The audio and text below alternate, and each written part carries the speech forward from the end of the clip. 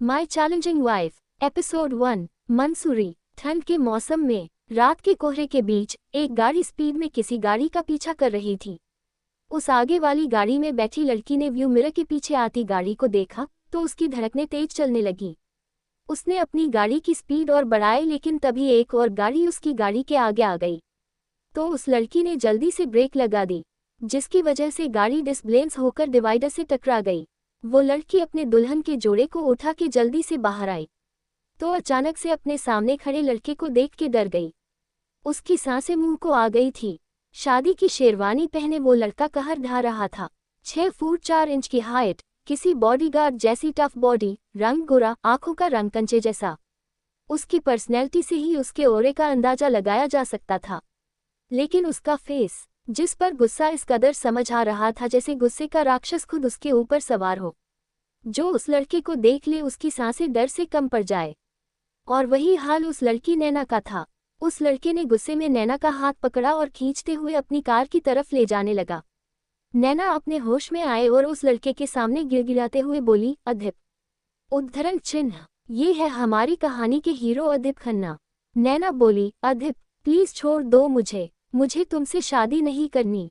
मुझे जाने दो। मैं जानती हूँ तुम भी मुझसे प्यार नहीं करते हो, तो क्यों मेरे साथ जबरदस्ती शादी कर रहे हो? तुमको तो अपने मरते हुए पापा को उनकी बहू की शक्ल दिखानी है, तो किसी भी लड़की को ले जाओ उनके सामने। वैसे भी वो तो 1-2 दिन में मर ही जाएंगे, उसके लिए मेरी लाइफ क्यों खराब कर रहे हो?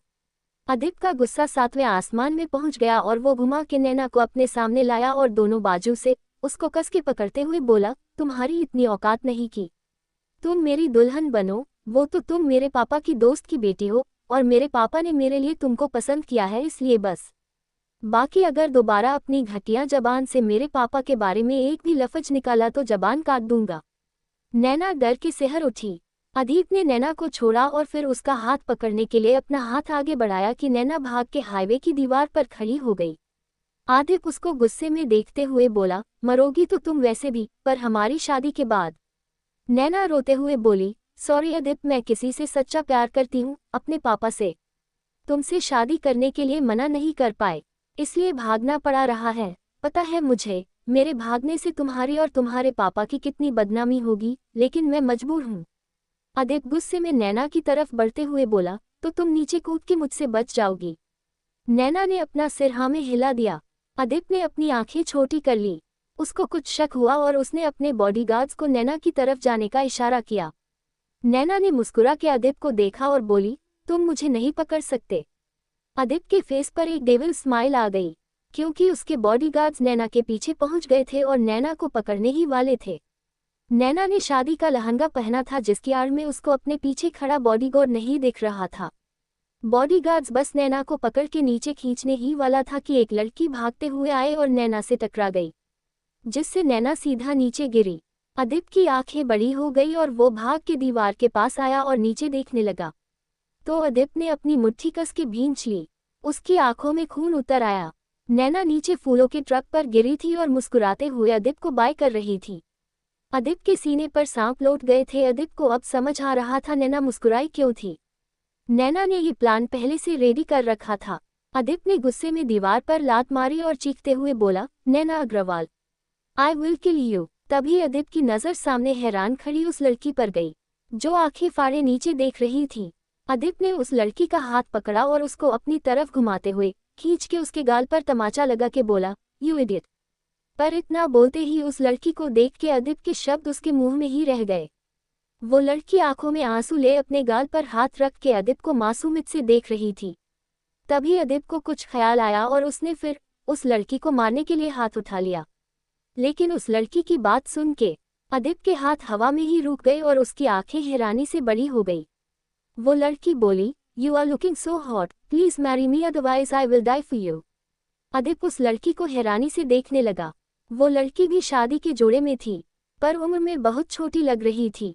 छोटा सा चेहरा, बड़ी बड़ी पलकें जिनमें आईलाइनर लगा था, बड़ी बड़ी आंखें जो सुरमे से चमक रही थी, घुंघराले बाल जो पल्लू के नीचे से बाहर आ रहे थे, पतले से होठ जिनमें गुलाबी लिपस्टिक लगी थी। देखने में वो किसी हूर की परी से कम न लग रही थी।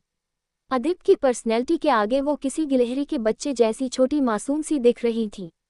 वो तो ठीक से अदिप के सीने तक नहीं आ पा रही थी, पर उसके अंदर इतनी हिम्मत थी कि वो बेधड़क अदिप को शादी के लिए प्रपोज कर रही थी। पर कुछ तो अजीब था उस लड़की में, उसके बोलने के तरीके में, वो थी उसकी मीठी सी नशीली आवाज़। उस लड़की की आंखों में सुरमे के साथ साथ आंसू और नशा भी था। उसकी आवाज़ से ही नशा समझ आ रहा था, लेकिन उस लड़की के मुंह से शराब की कोई बदबू नहीं आ रही थी। अदिप शौक था उस लड़की की बातों से और वो लड़की बार बार एक ही बात को दोहरा रही थी, you are looking so hot, please marry me otherwise I will die for you. Adip थोड़ा कंफ्यूज हो गया था कि तभी एक बॉडीगार्ड भाग के अदिप के पास आया और उसको फ़ोन देते हुए बोला, बड़े सर का कॉल है। अदिप ने फ़ोन लिया और कान में लगा के बोला, हाँ पापा। तो दूसरे साइड से एक आदमी की कमज़ोर सी आवाज़ आई, बेटा कहाँ हो, पंडित जी बुला रहे हैं, तुमने तो कहा था बहू को ब्यूटी पार्लर लेने जा रहे हो, पर अभी तक आए नहीं। अदिप ने अपने सामने दुल्हन सी सजी लड़की को अपनी पेनी नज़रों से देखा और फ़ोन में बोला, बस पापा आपकी बहू को लेकर आ रहा हूँ।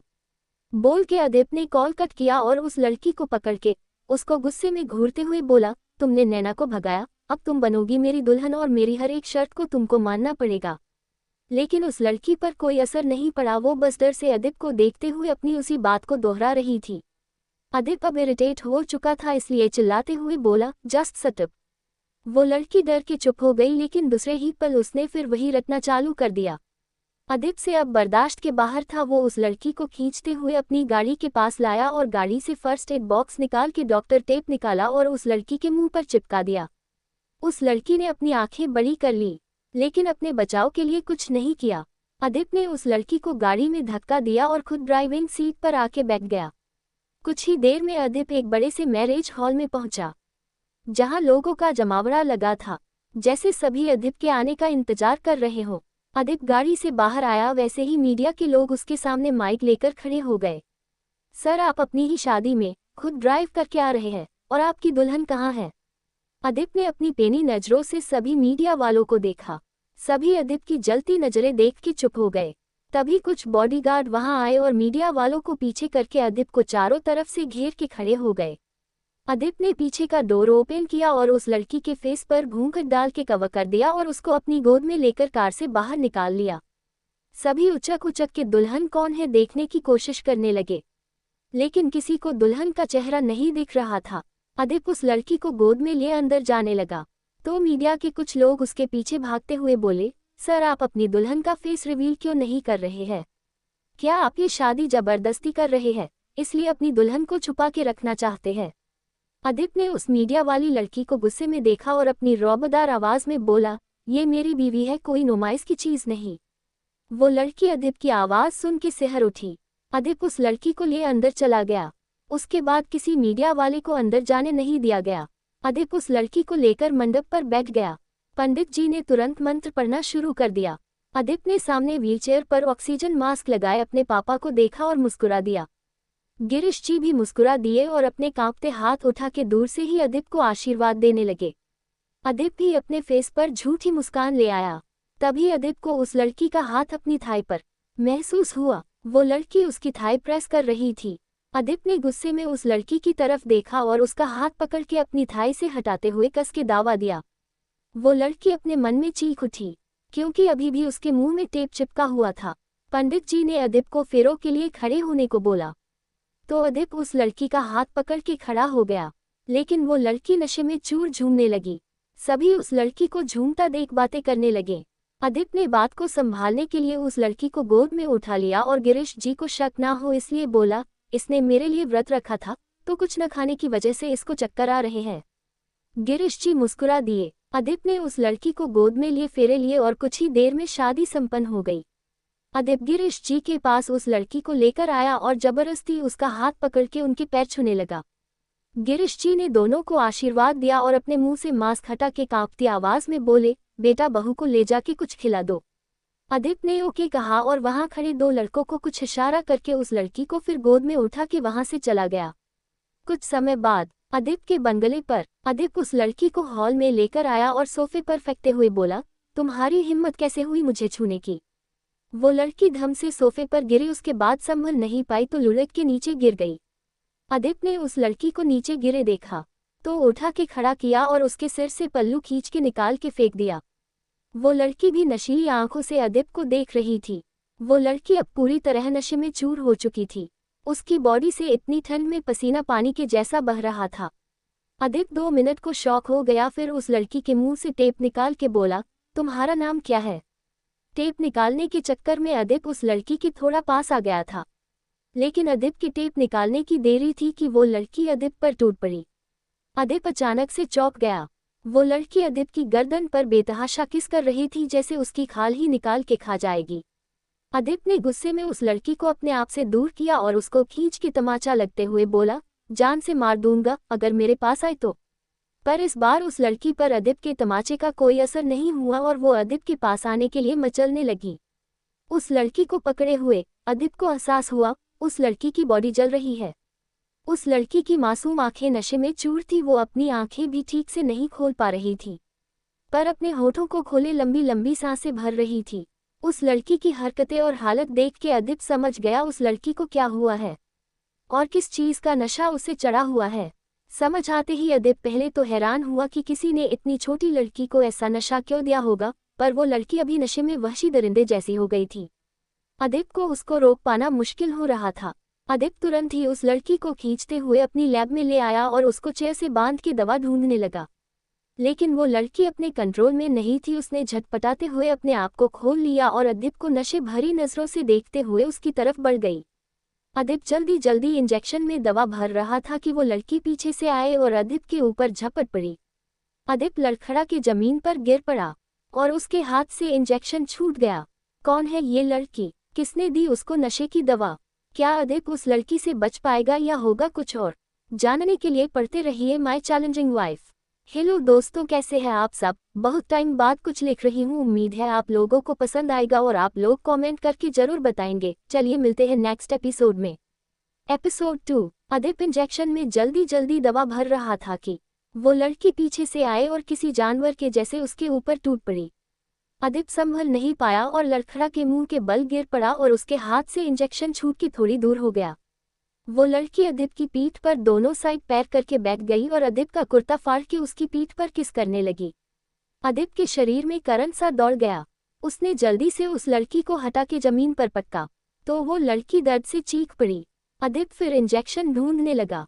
वो लड़की फिर नशे में उठने की कोशिश करते हुए अदिप का कुर्ता पकड़ के अपनी तरफ खींचने लगी।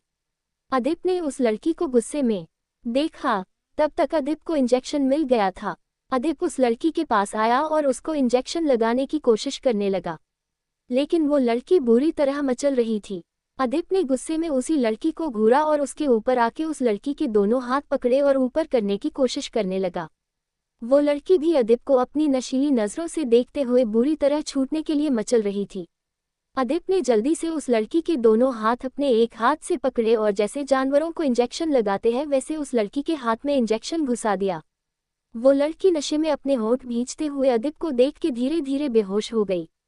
अदिप ने चैन की सांस ली और उस लड़की के ऊपर से हट के बगल में लेट गया और फिर उस लड़की को नजरें तिरछी करके देखा जो हाथ ऊपर किए जमीन पर बेहोश पड़ी थी। उसके फेस से मेकअप कुछ बिगड़ गया था, फिर भी उसकी सुंदरता का कोई तोड़ नहीं था। वो अभी भी भला की खूबसूरत लग रही थी। कोई भी उसको देख के अपना दिल हार जाए, पर अदिप को था किसी और से सच्चा प्यार, जिसकी वजह से हूर सी परी भी उसके आगे कुछ नहीं थी। अदिप अपना सिर घुमा रहा था कि उसका ध्यान उस लड़की के कपड़ों पर गया। उसने बस लहंगा और चोली पहन रखी थी, उसके ऊपर कोई दुपट्टा नहीं था। अदिप ने अपना फटा कुर्ता उतारा और उस लड़की के ऊपर डाल दिया और उसको घूरते हुए बोला, तुमको तो सुबह देखूंगा जितना नशा चढ़ा था उससे कहीं ज्यादा आंसू निकलेंगे तुम्हारी आंखों से। हिम्मत कैसे हुई नैना को भगाने की? वो कल क्या लड़की मेरी सेल्फ रिस्पेक्ट पर तमाचा मार के गई। तुमको तो मैं नर्क के दर्शन करवा दूंगा, तुम बस कल होश में आओ, बोल के अदिप उठा और वहां से बाहर चला गया। वो लड़की वही जमीन पर बेहोश पड़ी रही। नेक्स्ट मॉर्निंग अदिप सबसे पहले अपनी लैब में आया तो वो लड़की अभी भी बेहोश थी। अदिप फिर वहां से चला गया। कुछ देर बाद उस लड़की के कानों में किसी बच्चे की आवाज पड़ी, जिससे उसको होश आया और वो अपने सिर पर हाथ रख के इधर उधर देखते हुए उठ के बैठ गई।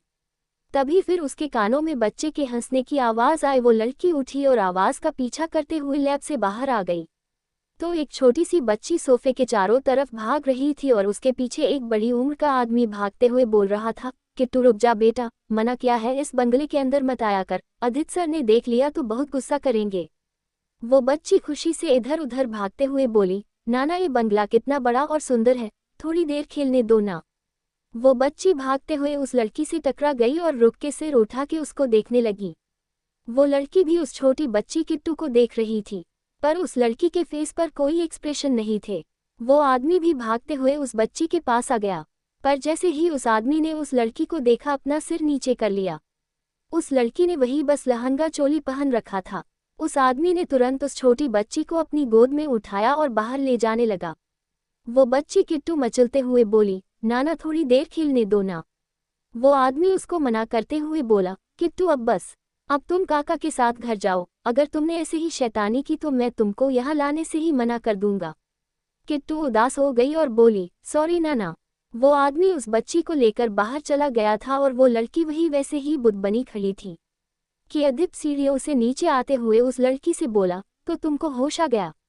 उस लड़की ने तुरंत अदिप की तरफ देखा, लेकिन उस लड़की के फेस पर अभी तक कोई भी एक्सप्रेशन नहीं आए थे। अदिप उस लड़की के पास आया और उसको घूर के देखने लगा। वो लड़की अदिप के सामने ऐसे ही खड़ी थी जिससे अदिप को गुस्सा आ रहा था।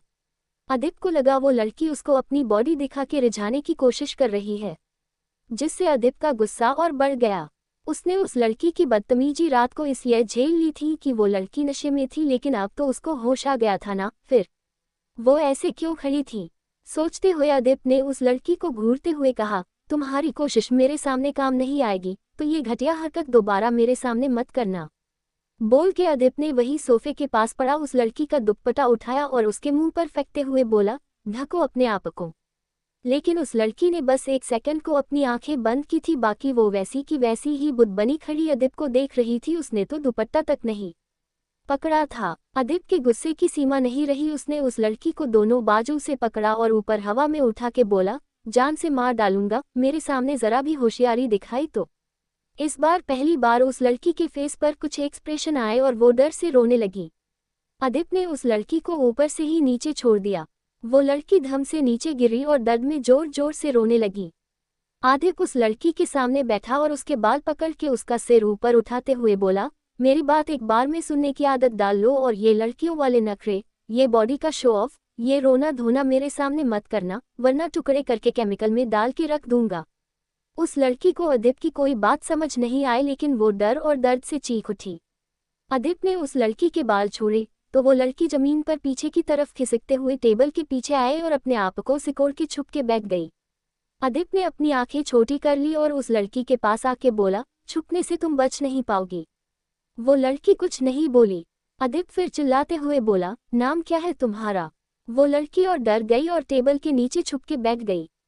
अदिप को और गुस्सा आने लगा। उसने झुक के उस लड़की को बाहर निकालने के लिए अपना हाथ बढ़ाया तो उस लड़की को देख के उसके हाथ रुक गए। वो लड़की डर से किसी गिलहरी के जैसे दुपक के बैठी सिसकियां भर रही थी। ठंड की वजह से उसके रोंगटे खड़े थे। अदिप ने गहरी सांस ली और उस लड़की का हाथ पकड़ के बाहर खींच लिया और उसको अपने सामने खड़ा करते हुए बोला, मेरे सवाल का जवाब अगर मुझे तुरंत नहीं मिला तो मैं तुम्हारा वो हाल करूंगा कि तुम सपने में भी डरोगी। वो लड़की डर और ठंड से कांपते हुए अदिप को देख रही थी, लेकिन कुछ बोल नहीं रही थी, या फिर यूं कहे उसके पास शब्दकोश ही नहीं था, कुछ बोलती कैसे। उस लड़की के जवाब न देने पर अदिप ने उसको घूर के देखा और टेबल से फ्रूट बास्केट में रखा चाकू उठा के उस लड़की का हाथ काट दिया। वो लड़की दर्द से चीख उठी, उसके हाथ से खून बहने लगा। अदिप फिर बोला, नाम बोलो अपना। लेकिन वो लड़की फिर कुछ ना बोली, बस दर्द से चीखती रही। अदिप ने गुस्से में फिर उसको एक और कट मारा, लेकिन वो लड़की कुछ भी ना बोली तो अदिप को शक होने लगा। अदिप ने उस लड़की का मुंह दबाते हुए कहा, बोलो, रात में तो माला जप रही थी, अब बस तुम्हारा नाम नहीं निकल रहा तुम्हारे मुंह से। वो लड़की आंखें भींच के किसी बच्चे के जैस चीख चीख के रोने लगी। अदिप ने उसका मुंह छोड़ दिया तो उस लड़की ने दर्द से अपना हाथ पकड़ लिया। उसके हाथ से बहुत खून निकल रहा था। अदिप से ज्यादा देर उस लड़की को दर्द में देखा नहीं गया। वो लड़की किसी बच्चे के जैसे रो रही थी। अदिप ने गहरी सांस ली और फर्स्ट एड बॉक्स लेकर आया और उस लड़की को पकड़ने के लिए अपना हाथ आगे बढ़ाया तो वो लड़की डर से पीछे हो गई। अदिप ने गुस्से में उसे देखा और पकड़ के अपने पास खींच लिया। वो लड़की अदिप के सीने से आके टकरा गई। अदिप ने उस लड़की को सोफे पर धक्का दिया और उसके बगल में बैठ के उसके हाथ से बह रहे खून को साफ करने लगा। वो लड़की दर्द से रोते हुए अपना हाथ किसी बच्चे के जैसे पीछे करने लगी। अदिप ने उसका हाथ कस के पकड़ा और उसके हाथ में पट्टी करते हुए बोला, मेरी बात एक बार में सुन लोगी तो फायदे में रहोगी। वो लड़की आंखों में आंसू भरे अदिप को देख रही थी। अदिप ने फिर शांति से पूछा, तुम्हारा नाम क्या है? वो लड़की ध्यान से अदिप के होठ हिलते हुए देख रही थी। अदिप इस बार तेज आवाज में बोला, तुम्हारा नाम क्या है? वो लड़की चौंक गई और अदिप के हिलते होठ देख के अपने होठ भी वैसे ही हिला के आवाज निकालने की कोशिश करने लगी, जैसे छोटे बच्चे शुरू में सुन के और एक्शन देख के बोलने की कोशिश करते हैं।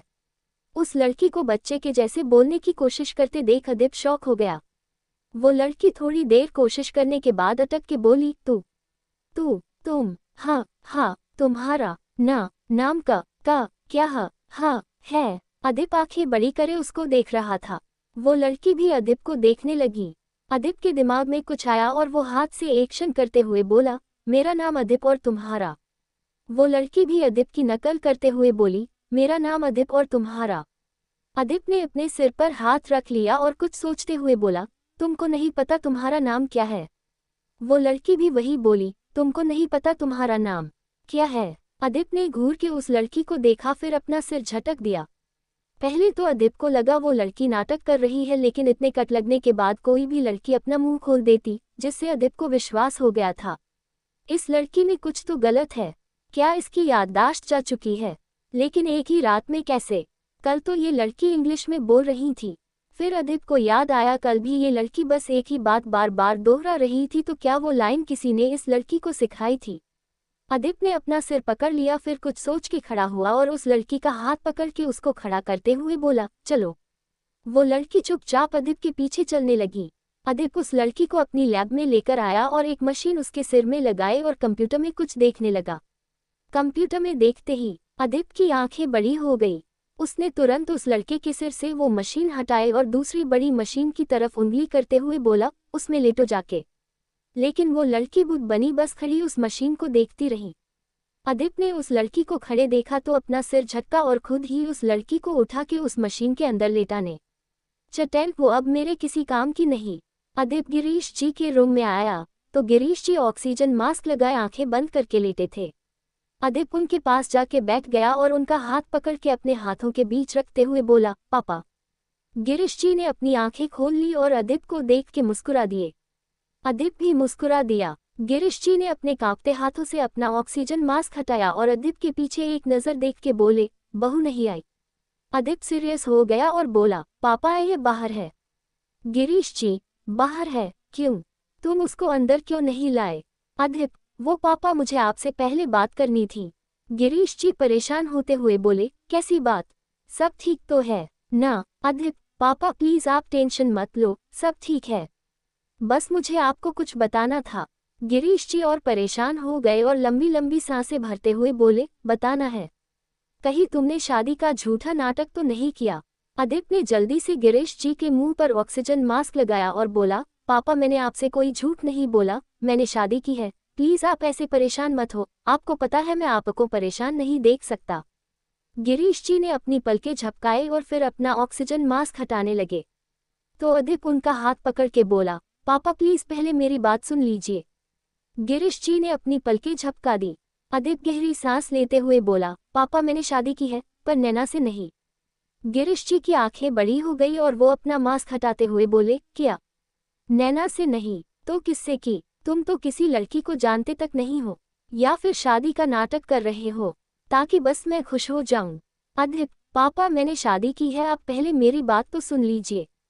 गिरीश जी, शादी की है ना, तो बहू कहाँ है? पहले मुझे बहू से मिलना है, उसके बाद तुम्हारी कोई बात सुनूंगा। अदिप ने गहरी सांस ली और जन्य को आवाज दी। जन्य अदा को लेकर अंदर आया तो गिरीश जी अदा को देख के हैरान हो गए। गिरीश जी ने अदा को देखा, फिर गुस्से में अदिप को देखते हुए बोले, तुम ऐसे झूठ बोलोगे? मुझे उम्मीद नहीं थी। पता तो मुझे पहले से था, तुम अपना मन मार के बस मेरी खुशी के लिए नैना से शादी कर रहे हो, लेकिन नैना को छोड़ के तुमने इस बच्ची के साथ शादी का झूठा नाटक करने का सोचा है। अदिप ने अपनी आंखें एक सेकंड को बंद की और बोला, पापा मैंने इस लड़की से ही शादी की है और मैं कोई झूठ नहीं बोल रहा, कल घूंघट के नीचे ये लड़की थी। गिरीश जी हैरान हो गए और फिर अदा को देखने लगे। अदा एकदम स्टैचू बनी किसी गुड़िया के जैसे लग रही थी, जिसके फेस पर ना कोई एक्सप्रेशन थे, न पलकें झपक रही थी। गिरीश जी ने अदा को हाथ के इशारे से अपने पास बुलाया तो जन्य, जो अदा के पास खड़ा था, उसको हाथ पकड़ के गिरीश जी के पास ले आया। गिरीश जी अदा को देखते हुए बोले, बेटा क्या तुमने अदिप के साथ शादी की है? क्या इस शादी के लिए तुम्हारे माँ पापा तैयार थे? कहीं अदिप ने कोई जबरदस्ती तो नहीं की? अदा को गिरीश जी की एक बात समझ नहीं आई। गिरीश जी अटक अटक के बोल रहे थे जिससे अदा का कुछ भी समझ पाना मुश्किल था। अदिप ने तुरंत अदा की तरफ देखा, कहीं अदा कुछ बोल न दे। अदा ने भी नासमझी से अदिप की तरफ देखा तो दोनों की नजरें टकरा गई। दोनों की नजरें मिलते ही अदा को याद आया अदिप ने उससे क्या कहा था। अदा ने तुरंत अपने हाथ जोड़ लिए। गिरीश जी और परेशान हो गए और गुस्से में अदिप को देखते हुए बोले, ये बच्ची हाथ क्यों जोड़ रही है? अदिप ने अदा को घूर के देखा और अपने मन में बोला, ये मुझे मरवा के दम लेगी। कब हाथ जोड़ने हैं ये भी ठीक से नहीं समझ सकती, ऐसे तो ये मेरी प्रॉब्लम और बढ़ा देगी। गिरीश जी फिर अदिप से बोले, अदिप तुमने झूठ बोला मुझसे, तुमने इस बच्ची को डराया। अदिप ने गुस्से में अदा को देखा, फिर गिरीश जी से बोला, पापा आप गलत समझ रहे हैं, ये अदा है, ये बोल नहीं सकती, इसलिए आपको हाथ जोड़ के नमस्ते कर रही है। गिरीश जी की आंखें बड़ी हो गई। जन्य भी अदा नाम सुन के हैरानी से अदिप को देख रहा था। अदिप ने फिर जन्य की तरफ देखा और आंखों के इशारे से अदा को बाहर ले जाने को कहा। जन्य तुरंत अदा को लेकर बाहर चला गया। अदिप नहीं चाहता था अब अदा की वजह से कोई भी दिक्कत आए, वरना गिरीश जी को समझाना भारी पड़ जाएगा। गिरीश जी भी शौक में थे, एक तो अदा का नाम, दूसरा वो गूंगी। गिरीश जी कुछ समझ नहीं पा रहे थे। अदिप ने फिर गिरीश जी का हाथ पकड़ लिया और बोले, पापा नैना किसी और से प्यार करती थी। गिरीश जी को शौक पर शौक लग रहे थे। अदिप आगे बोला, मुझे पता चला तो मैं कैसे 3 लोगों की लाइफ खराब करता, इसलिए मैंने नैना को जाने दिया। गिरीश जी की आंखों में गुस्सा उतर आया और वो बोले, जब मैंने नैना से पूछा था तो उसने शादी के लिए हाँ क्यों कही? मैंने इसलिए उससे 1 नहीं 10 बार पूछा था, बेटा अगर तुमको ये शादी नहीं करनी तो मना कर दो। अदिप, छोड़िए पापा, शायद उसके ऊपर घरवालों का दबाव होगा। गिरीश जी, नहीं छोड़ सकता, मुझे हर चीज बर्दाश्त है, पर कोई मेरे बेटे, मेरी इज्जत से खिलवाड़ करे, मैं सह नहीं सकता। इतने सालों में मैंने बस पैसा नहीं, इज्जत भी कमाई है। मुझे नैना के पापा से मिलना है। अदिप, पापा प्लीज, मैंने नैना को माफ कर दिया, आप ही कर दीजिए, नैना की वजह से मुझे अदा मिली है। गिरीश जी शांत पड़ गए और अदिप को देखने लगे और एक हताश भरी आवाज में बोले, मैं तुझे कभी कुछ नहीं दे पाया, सोचा था एक प्यारी से बहू ले आऊंगा जो मेरे जाने के बाद तुझे संभाल लेगी। अदिप की पकड़ गिरीश जी के हाथों पर कस गई और वो भारी आवाज में बोला, आप कहीं नहीं जा रहे हैं। गिरीश जी मुस्कुरा दिए और बोले, जाना तो सबको है, ये मुझसे अच्छे से तू जानता है, पर बेटा बापू तुम्हारा, सब समझता हूँ तुमने उस गूंगी लड़की से शादी क्यों की। अदिप गिरीश जी को देखने लगा। गिरीश जी अदिप के गाल में अपना कपकपाता हाथ रखते हुए बोले, उसका भी नाम अदा है, इसलिए तुझे अदा की याद आ गई ना, पर बेटा तू अदा को भूल क्यों नहीं जाता?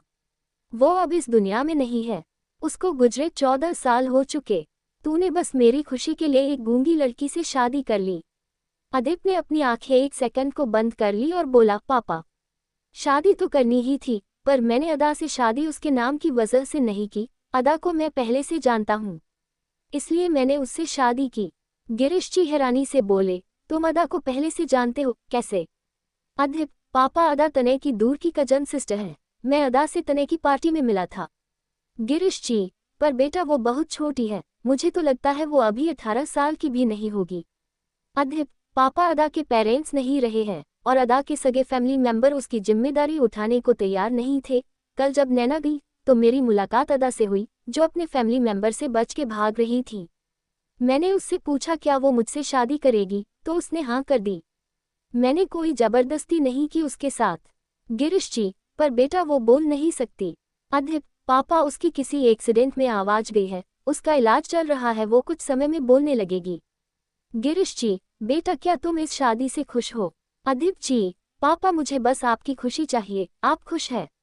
गिरीश जी, बेटा मैं तो बस तुम्हारी खुशी, तुम्हारे अकेलेपन को दूर करने के लिए चाहता था कि मेरे जाने से पहले तुम्हारे जीवन में कोई आ जाए, पर ऐसा कुछ होगा ये नहीं सोचा था। खुश हूँ कि तुमने शादी कर ली, लेकिन अब चिंता भी सता रही है।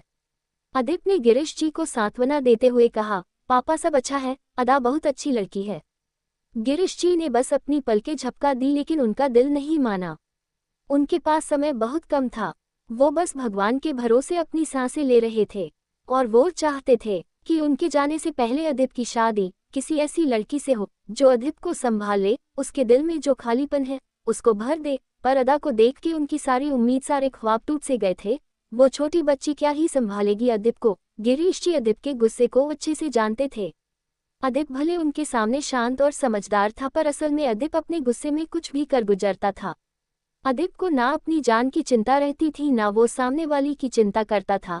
नैना को वो बहुत टाइम से जानते थे। नैना समझदार और सुलझी लड़की थी। उन्होंने सोचा था नैना से अदिप की शादी हो गई तो नैना अपने प्यार से अदिप के गुस्से को कम कर देगी, पर अब पता नहीं क्या ही होगा। जन्य अदा को लेकर बाहर आया। वैसे ही उसके फोन में किसी का कॉल आ गया। जन्य ने अपना फोन देखा तो उसके एक्सप्रेशन चेंज हो गए। उसने अदा को थोड़ी दूर पर रखी बेंच पर बैठाया और बोला, बच्ची यहाँ से उठना मत। और दूसरे साइड जाके कॉल पर बात करने लगा। अदा बेंच पर बैठी थी कि एक बूढ़ी औरत अदा के बगल में आके बैठ गई और बोली, कैसी हो। अदा उस औरत को देखने लगी। अदा को बोलना नहीं आता था तो वो जवाब नहीं दे पाई। उस औरत ने अदा के कंधे पर हाथ रख लिया और गंदे तरीके से रफ करते हुए बोली, इतने टाइम बाद तुमको अपने इतने पास देख के बड़ा सुकून मिल रहा है। अदा चुपचाप बैठी थी, उसको कुछ समझ नहीं थी वो बूढ़ी औरत उसको कैसे छू रही है। उस बूढ़ी औरत ने अपना हाथ अदा के घुटने के पास रख लिया और धीरे धीरे उसके पैर को सहराते हुए ऊपर की तरफ बढ़ाने लगी कि अदिप रूम से बाहर आया। अदिप ने उस औरत और अदा के पास बैठी देख के ही आंखें छोटी कर ली। पर जैसे ही अदिप की नज़र उस औरत के हाथ पर गई, अदिप का खून खौल उठा। अदिप जल्दी से भाग के अदा के पास आया और अदा का हाथ पकड़ के झटके से अपनी तरफ खींच लिया। अदा अदिप के सीने से आके चिपक गई। वो औरत भी चौंक गई। अदिप उस औरत को अपनी लाल परी आंखों से देख रहा था। अदिप उस औरत को मार देना चाहता था, लेकिन वो बहुत बूढ़ी थी। वो बूढ़ी औरत भी खड़ी हुई और अपनी मरी आवाज में बोली, बेटा ये तुम्हारी बीवी है। अदिप गुस्से में आग उगलते हुए बोला, हाँ। बूढ़ी औरत बोली, बेटा बहुत सुंदर है, पर कुछ बोलती नहीं है। बीमार है क्या। अदिप आग उगलते हुए बोला, आप अपने से मतलब रखिए, वरना जिस कब्र में आप लटकी है उसमें धक्का देते समय नहीं लेगा मुझे। वो बूढ़ी औरत अजीब सा मुंह बनाते हुए बोली, बेटा ये कैसी बातें कर रहे हो। मैं तो बस इस बच्ची से उसका नाम पूछ रही थी। मैं यहाँ अपने बेटे को देखने आई थी, इस बच्ची को अकेले बैठे देखा तो बस इससे पूछने आ गई। सब ठीक तो है। अदिप गुस्से में बौखलाया हुआ बोला, अपने बेटे को देखने आए हैं तो बेटे तक ही रहिए, वरना ना आप बेचेंगी ना आपका बेटा। तब तक जन्य भी वहां आ गया और अदिप से बोला, क्या हुआ। अदिप ने जन्य को ऐसे देखा जैसे अभी जन्य के टुकड़े कर देगा। जन्य थोड़ा डर सा गया और बोला, मैं वो इम्पोर्टेंट कॉल आ गया था। कुछ हुआ क्या। अदिप ने जन्य को गुस्से में देखते हुए कहा, दोबारा अगर ऐसी गलती हुई तो भूल जाऊंगा तुम मेरे दोस्त हो। बोल के अदिप अदा को साइड हक किए बाहर ले गया। जन्य को पूरी बात तो नहीं पता थी, लेकिन वो इतना समझ गया था कुछ बहुत गलत हुआ है, वरना अदिप उससे ऐसे बात नहीं करता। तभी उसकी नज़र उस बूढ़ी औरत पर गई। जन्य उसको घूर के देखने लगा। उस बूढ़ी औरत ने जन्य को देखते हुए कहा, आजकल के बच्चे अपने बड़ों से बात तक करना भूल गए हैं। बोल के वो औरत पलट के अपनी छड़ी ले धीरे धीरे आगे बढ़ गई। जन्य ने अपना सिर झटका और वो अदिप के पीछे भाग गया। वो बूढ़ी औरत कुछ दूर लंगड़ाते हुए चल के आए और फिर अपनी पीठ सीधी करके छड़ी साइड फेंकी, फिर अपनी पहनी साड़ी हटा दी तो साड़ी के नीचे पैंट शर्ट पहने एक आदमी था। उस आदमी ने उस बूढ़ी औरत का पहना मास्क भी हटा के फेंक दिया। स्टाइल से ब्लैक कलर का चश्मा अपनी आंखों में लगाया और अपने कान में लगाए ईयरफोन में बोला, हॉस्पिटल के सारे सीसीटीवी फुटेज हटा दो। उद्धरण चिन्ह। दूसरे साइड से वो लड़का मयूर बोला, ओके चीफ। वो आदमी चीफ बोला, लड़की पर अपनी पेनी नजरें रखना, मुझे हर एक सेकंड की अपडेट चाहिए। मयूर, ओके चीफ, पर एक प्रॉब्लम है। चीफ, बोलो। मयूर, चीफ अदिप के घर के बाहर तो मैंने मिनी ड्रोन लगा रखे हैं, पर घर के अंदर की सिक्योरिटी बहुत हाई है। मेरी ड्रोन चिड़ियां अदिप की टेरेस के ऊपर तक नहीं जा पा रही। टेरेस पर जाते ही सिग्नल लास्ट हो रहा है, तो अंदर जाना या विंडो के पास जाना नामुमकिन है। हम बस दूर से नजर रख सकते हैं, उसके घर के अंदर क्या हो रहा है ये हम नहीं देख सकते। चीफ, तो किसी इंसान को भेजो, मुझे अंदर तक की खबर चाहिए। मयूर, चीफ मैं कोशिश कर रहा हूँ, पर ऐसा कोई नहीं मिल रहा जो अदिप को धोखा दे। चीफ कोई तो होगा घर का भेदी, पैसों का लालच दो। मयूर चीफ मैं कोशिश कर रहा हूँ। चीफ मुझे जल्द ही रिजल्ट चाहिए। मयूर ओके चीफ, पर एक बैड न्यूज है। चीफ क्या? मयूर चीफ नीलिमा अदिप के दोस्त जन्य के हाथ लग गई। चीफ तो इसमें बैड क्या है, मार दो उसे, वो अब मेरे किसी काम की नहीं। मयूर ओके चीफ। कौन है ये चीफ? क्यों ये औरत का भेष बना के अदा से मिला? क्या जन्य बचा पाएगा नीलिमा को, या हाथ आया सबूत निकल जाएगा जन्य के हाथों से? जानने के लिए पढ़ते रहिए माय चैलेंजिंग वाइफ।